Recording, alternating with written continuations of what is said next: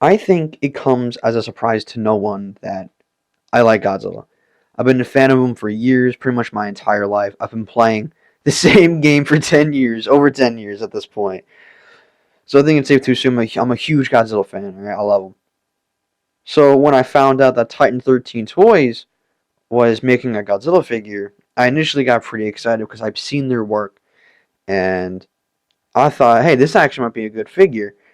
However, upon looking at the figure they released, I think I have to say this is probably the most disappointing Godzilla figure I have ever seen.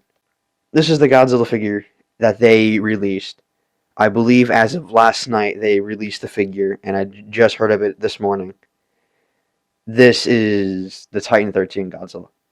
And I think it is probably the worst looking Godzilla figure you could possibly buy.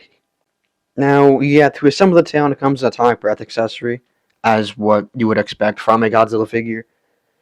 However, I'm not making this video just to trash on Titan 13 toy, because like I said before, I know their work, and they made some pretty good figures from a lot of people are saying. However, the one reason I am making this video is because of the price that Godzilla has. This Godzilla figure, base price, no discount, is $100. And I understand from a business perspective, you have to make your money back, but I don't think this Godzilla is worth $100. I think selling this thing for $100 is a scam. Alright, this is my own opinion, but you can get better looking figures at like half that price. For example, you can get the Hayo Toys King of the Monsters Godzilla for like $50. Alright, and I understand, oh, right now that Godzilla's on sale, the Titan 13, so he's like $60. But still, I don't think that figure is worth 60 or $100. I think at this Godzilla figure is possibly the worst one you could buy, you know?